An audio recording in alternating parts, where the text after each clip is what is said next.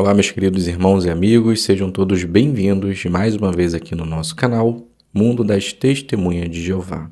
Nesse vídeo, nós estaremos preparando juntos o estudo bíblico de congregação da semana 1 a 7 de janeiro de 2024. Então, prepare melhor o seu estudo, fique conosco até o final do vídeo. Então, vamos para o nosso vídeo.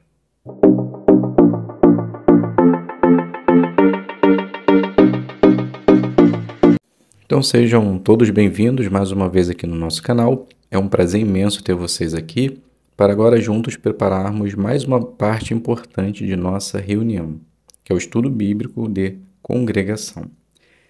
Estaremos fazendo a consideração do capítulo 4, mas iremos fazer somente o quadro na página 30, que tem o tema Pedro, de pescador a ativo apóstolo.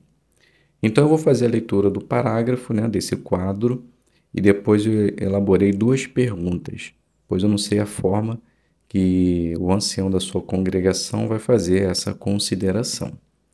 Então, a leitura passa a nos dizer assim: nas Escrituras, Pedro é identificado por 5 nomes. Ele é conhecido por Simeão em hebraico e pelo seu equivalente grego, Simão, e como Pedro e seu equivalente semítico, Cefas. O apóstolo também é identificado como Simão Pedro, união de 2 de seus nomes. Pedro era casado e sua sogra e seu irmão moravam com ele. Ele era pescador de Betsaida, cidade na margem norte do mar da Galileia. Mais tarde morou em Cafarnaum, perto de Betsaida. Jesus estava no barco de Pedro quando ele se dirigiu a uma multidão que se reuniu na margem do mar da Galileia. Logo depois disso, sob a orientação de Jesus, por meio de um milagre, Pedro apanhou uma grande quantidade de peixes. Pedro se ajoelhou, tomado de medo, mas Jesus lhe disse: pare de ter medo, de agora em diante você apanhará a homens. Pedro pescava com seu irmão André, bem como com Tiago e João. Os 4 abandonaram seu negócio pesqueiro quando aceitaram o convite de Jesus para se tornarem seus seguidores. Mais ou menos 1 ano depois, Pedro estava entre os 12 que Jesus escolheu como apóstolos, que significa enviados. Jesus escolhia Pedro, Tiago e João para acompanhá-lo em ocasiões especiais. Eles presenciaram a transfiguração de Jesus, testemunharam a ressurreição da filha de Jairo e viram a aflição de Jesus no jardim de Getsêmani. Os 3, junto com André, perguntaram a Jesus a respeito do sinal de sua presença. Pedro era direto, ativo e às vezes agia por impulso. Parece que ele costumava falar antes dos outros apóstolos. Nos evangelhos, encontramos mais palavras de Pedro do que de todos os outros 11 apóstolos juntos. Em geral, era Pedro quem fazia as perguntas e os outros ficavam calados.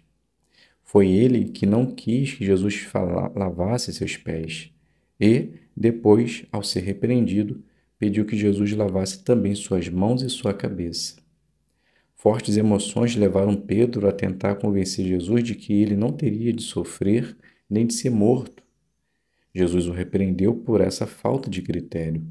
Na última noite de Jesus na terra, Pedro disse que mesmo que todos os outros apóstolos abandonassem a Jesus, ele nunca faria isso.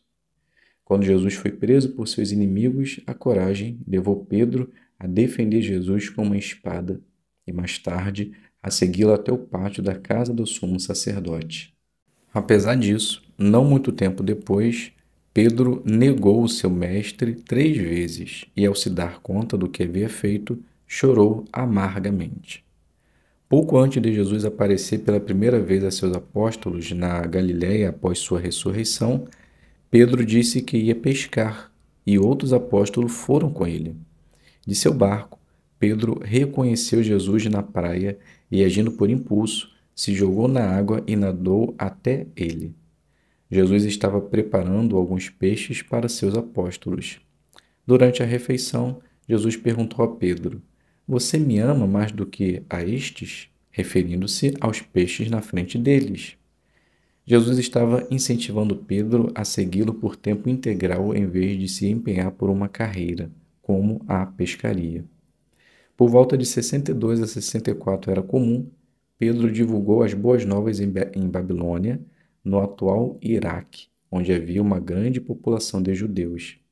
Em Babilônia, Pedro escreveu a primeira e possivelmente a segunda das duas cartas inspiradas que levam seu nome.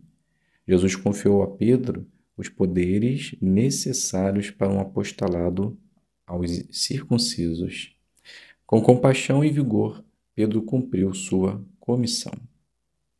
Então, eu elaborei duas perguntas para considerar com os irmãos. Então, a primeira pergunta é: por que o nome de Simão foi trocado para Pedro e o que esse nome significa?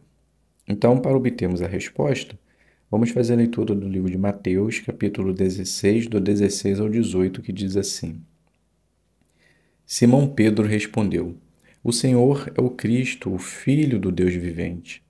Jesus lhe disse então: Feliz é você, Simão, filho de Jonas, porque isso não lhe foi revelado por homens, mas pelo meu Pai que está nos céus. Também eu lhe digo: você é Pedro, e sobre esta rocha construirei a minha congregação, e os portões da sepultura não a vencerão. Então, repetindo a pergunta, por que o nome de Simão foi trocado para Pedro e o que isso significa, o que esse nome significa?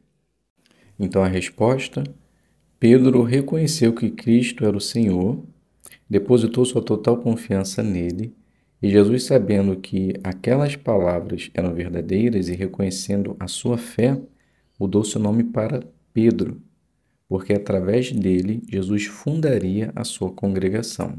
E como sabido pela grande maioria, a palavra Pedro, o nome Pedro, significa pedra ou rocha. A segunda pergunta que eu elaborei, que está lá no parágrafo, lá naquele quadro que lemos, é: Pedro tinha família?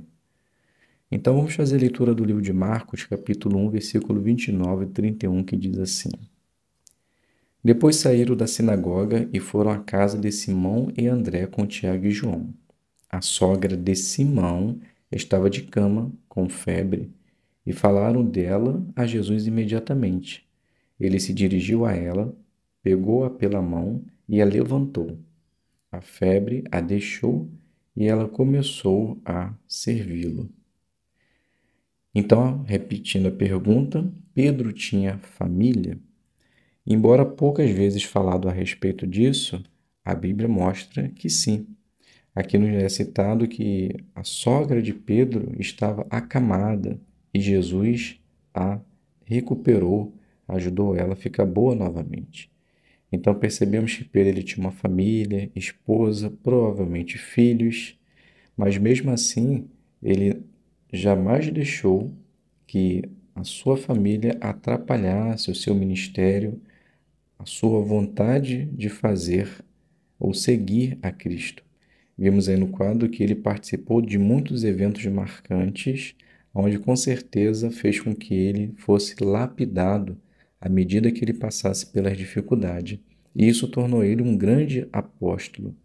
Como visto aqui, ele era o que mais falava, às vezes ele agia por impulso, mas tudo isso que ele fazia era em prol de Jesus, em prol de fazer a vontade de Deus.